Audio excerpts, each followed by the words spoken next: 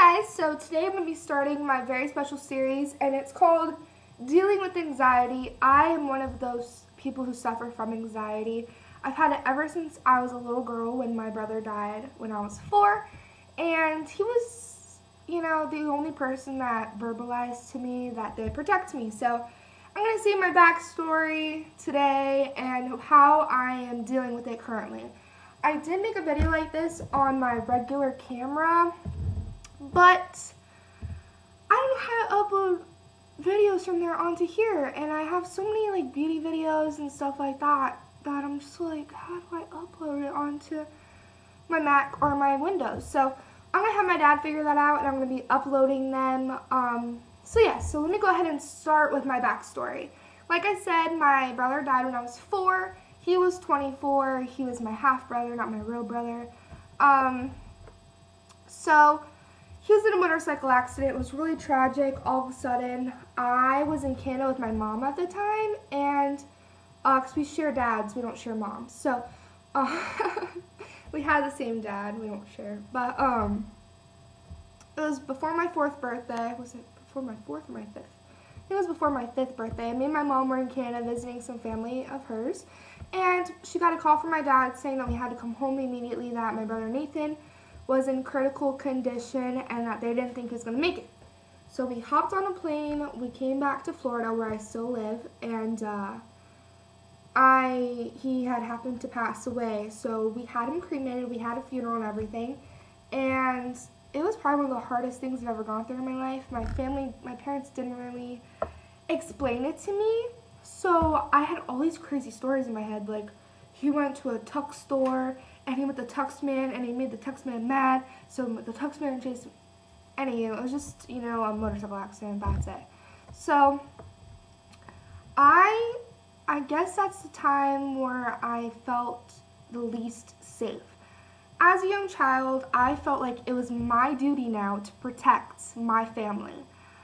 The sad thing is I don't remember things up until the point after he died. I don't remember any time before that, and I was taught, like my psychology teacher was teaching us, and he said when a tragic thing happens in your life, sometimes you can forget what has happened before then, and that has happened to me, and that's kind of scary, but thank goodness for home videos and stuff. So at the time I was 5 years old, and I would position myself on the bed that in case someone broke in through my window, I would be able to run and protect my parents, even at 5 years old. And that probably lasted for about 4 or 5 years. Even after that 4 or 5 years, I would kind of be afraid, but I would know that I lived in a safe neighborhood, so I knew that would probably not happen. But at the same time, I would still kind of, pay attention if I heard a little noise, that sort of thing. So that went on forever. Then I had happened to change rooms about when I was 16, so it was about almost 4 years ago. And I never knew my neighbor partied until I switched rooms. I went from being in the front of the house to the back of the house, which is near, our backyards are like really close to each other. There's only like this much space between his backyard, the fence, and my backyard.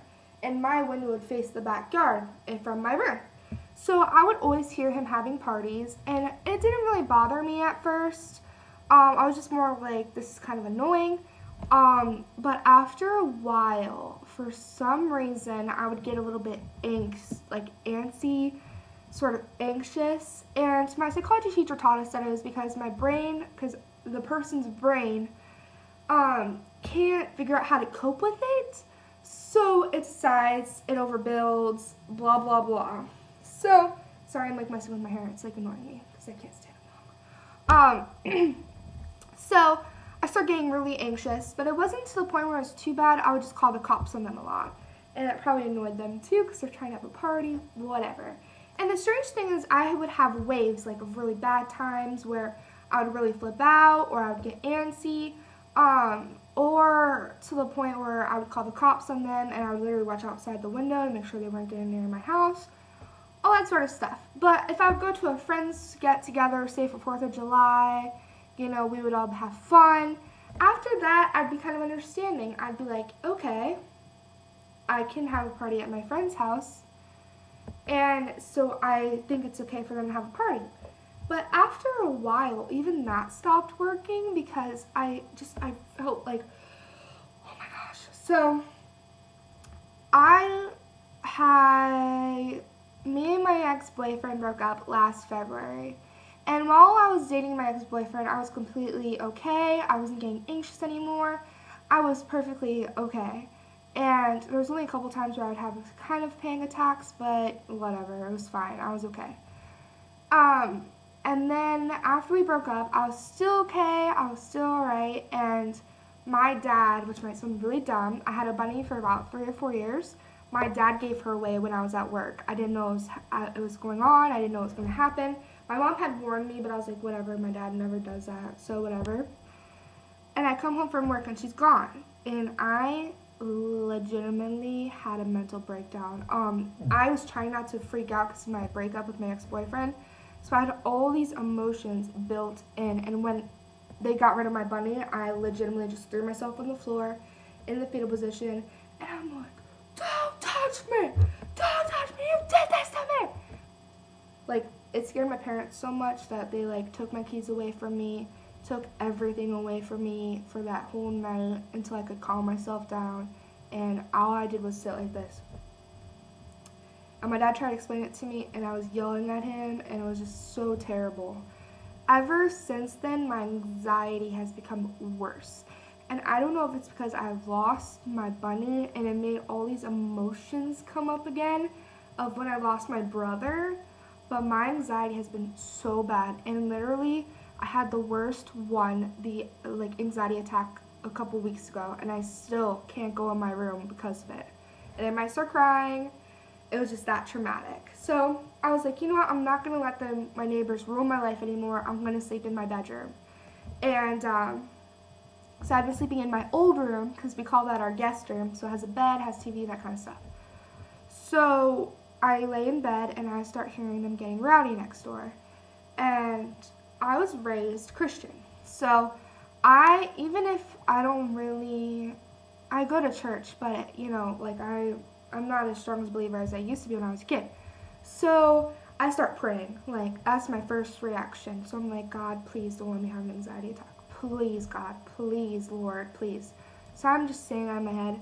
And I'm singing Jesus songs. And I'm just doing all that. I'm just doing whatever I can to just avoid a full-on anxiety attack because I haven't had one in a while. So I call the cops on them. And I literally, because last time I had a kind of a bad anxiety attack, I just went and slept with my dad because my mom was in the hospital. So that's what I did last time. So I told my dad, I was like, if it ever gets bad again, can I just sleep in the same room as you and Mom? I'll sleep on the floor on the sleeping bag. He's like, sure. So I knock on the door, and I'm like, Daddy, can I please just sleep with you tonight? Like, I was crying really bad, and I couldn't breathe. So I sit down on the bed, and a full-on panic attack ensues. Like, I was hurt, my whole body was shaking, I couldn't breathe. I was like, and so they laid me down, and my dad couldn't understand me, because he's deaf in one ear, and plus I was shaking, and it was really bad. All of a sudden, a flashlight flashes in my parents' bedroom. That sent me overboard, like a full-on panic attack. Legitimately, worst panic attack of my life, worst anxiety attack of my life. And I think until then, my parents didn't really believe me. And that's the part that has always killed me, is that I told my parents, I told my best friend, one of my best friends, because he suffers from that kind of stuff too. I was like, I'm finally going to tell my parents. I feel like they deserve to know. And he's like, yeah, you can do it, Brina. So I went and told my parents, and my parents are like, it's the devil, all this stuff. And I'm like, I suffer with this every single day of my life, and you're going to sit there and tell me that it's the devil? Are you kidding me right now? So every time after that, I would just lock myself in the guest room and just turn on movies and get happy again. But that night, I could not calm down, and my parents got so scared, like legitimately scared. Like, my dad went up and checked all the windows because he saw the flashlight, and determined that it was the police officer looking around because we don't have house numbers. And my dad's like, lay down. And so I laid down and I was like shaking. I was in the fetal position. I couldn't speak. I couldn't breathe. My whole body was shaking. And it was the worst experience of my life. And so finally he's like, go lay down on the couch and I'll check on you every hour, okay? So I laid down on the couch, and that happened around 2 o'clock in the morning. And I still was awake by 4:30 in the morning. And every hour my dad would call. He'd be like, is Brittany okay? And just being that scared, I wish I didn't have this, because now it's terrible. I felt like my parents thought that I was causing this until then. They believe me now for sure. And ever since then, I haven't been able to sleep in my bedroom. Sorry.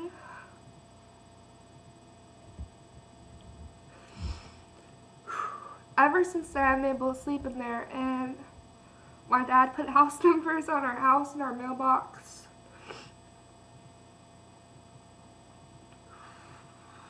So, my dad came up to me the other night, and, because I've been sleeping in the guest room every night for 3 weeks, and he's like, Sabrina, because I've asked him before to change my room, and he's always told me no. He's like, why would I change your room? So I would explain to him, and he wouldn't believe me. I don't think it was that he wouldn't believe me. It was just that it wasn't real for him yet. And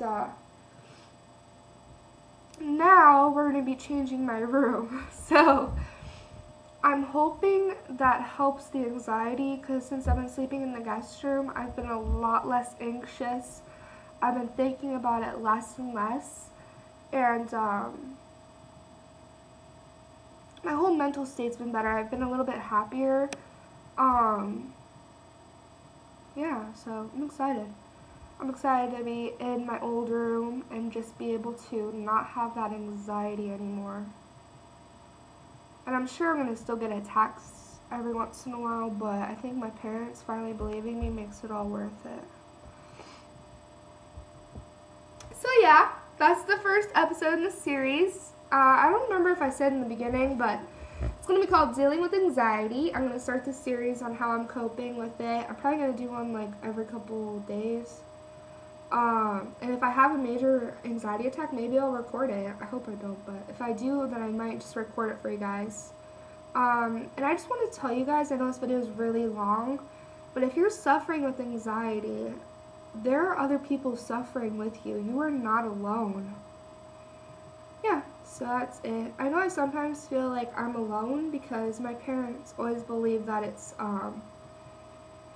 it was the devil, but none of my friends know that I have this either. So yeah, that was fun. So yeah, so I hope that you enjoyed this video. Subscribe if you'd like to see more of these videos. I'm going to be doing one every single couple of days, especially if I have like a panic attack or something. So yeah, I hope you have a wonderful day, and if you'd like to post some response videos down below, I'd love to watch them. So I hope you enjoyed this. I will talk to you guys soon.